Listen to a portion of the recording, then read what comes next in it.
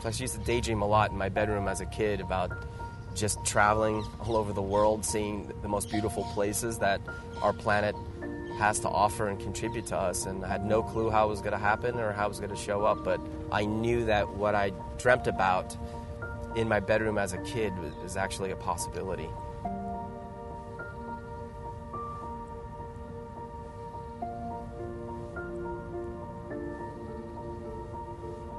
Hi, my name is Anthony Mattis. Hi, my name is Aria Mattis. Hi, my name is Elijah Mattis. Hi, my name is Vincent Mattis. I was living in Hilton Head, South Carolina, and working out in a gym, and I see this beautiful blonde-haired woman who was a Pilates instructor. And then within the first 10 minutes, she tells me her whole life story, and she also mentioned that she had bipolar disorder, mental illness. So I remember having this conflict, like, I don't know if I want to date her or try to help her. So I tried to do both. So make a long story short, we got together and that's it. And we made babies and we had fun. We were a family. And then, unfortunately, the mental illness kicked in. Then she decides to do AA, the 12-step program. I became Christians and we're doing that. She did great for five and a half years, sane, stable, sober. And then one day it was like out of nowhere that you started seeing the signs of the illness coming back. It was like we even prayed about what to do, and I just wanted to put her on the vitamins and natural supplements and all that. And they're like, no, give Jesus a chance to work his magic. And I'm like, wait a minute. She hasn't slept in 4.5 months. I'm trying to put her on natural vitamins here before they start putting her on lithium and Prozac and all that. Things just got worse and worse and worse, and then she decided to leave the planet. She did not want to burden us with this illness. Then I became a father of 3 kids, a single father of 3 kids, trying to run a business, and really being like, literally on my knees, like, for a family that was searching higher truths and all these different kinds of spiritual practices, it's like, what do we actually have to show for it? It was like nothing. I made a demand and a commitment to my life to have a whole different reality. So I was like, I'm going to do whatever it fucking takes to find something that's so powerful that even when things show up in their lives, the tools are so strong that at least it can, at the very least, give them hope and possibility when things aren't seeming so great. I remember watching my dad when I was younger. I'd see him come home from work and he'd be like, hey honey, how you doing? A little smooch, and then you kind of just go, money and bills, things, groceries, and he'd start freaking out, and then my mom passed away, and then my dad kind of started keeping that stuff to himself, and so that way we didn't really have to know about it that much. Then we started doing this weird thing called Access, where we ended up going to Atlanta, Georgia for our first bars class. And I remember looking at my dad while we're running the bars, and at first he was kind of grumpy with his usual face. He was just and then as he's getting his bars ran, it was one of the first times I can remember seeing my dad's shoulders go from this to this. He was just relaxing. People are shocked that our lives are actually greater than it was.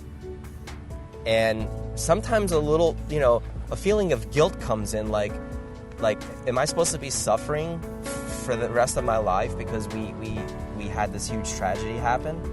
So when people that show up in our lives that we haven't seen in a few years and they're still reaching out to help us, they're shocked that we don't require any help, that we're actually thriving and not surviving. Friends at school and stuff, they'll see that I'm particularly happy in September. September is my mom's, pretty much all her birthdays are in September, and then in April is when my mom passed away, and I'll be like happy, and like the days coming up to, and even the day of that she did pass away, you know, I still like I'm smiling and stuff like that, and people go like, aren't you sad? And it's almost like you're not allowed to feel happy during certain times because bad things happened.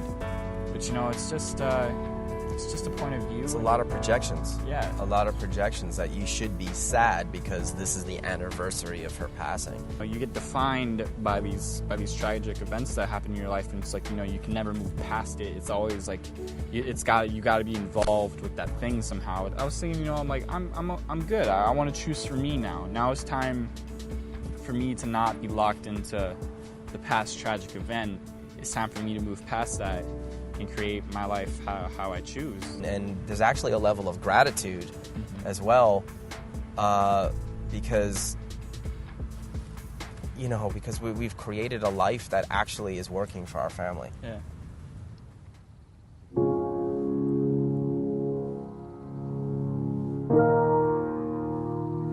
It's hard to see myself in the future sometimes, like as a college student or something.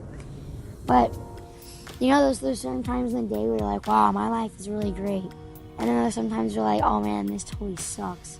Like I wish that would be cool if it could always be like always having gratitude for being alive and like creating and stuff like that.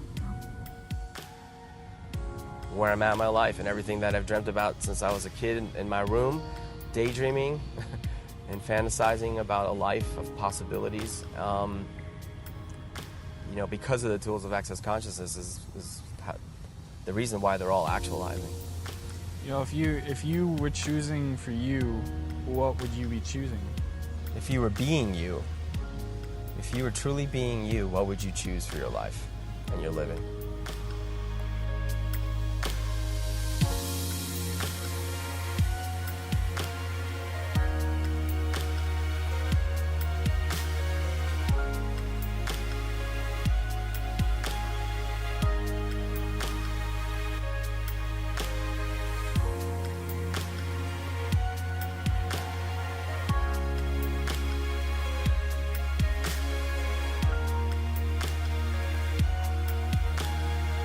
I remember Dad would do this thing where he had his underwear on and he would grab his butt cheeks and he would talk with me. So I was Don't put that in the film. No, keep it. And I was like 4. I was like 4, I think. And I mean, you know, when you're young, you copy what your parents do. What yeah. do. This is great. I remember this.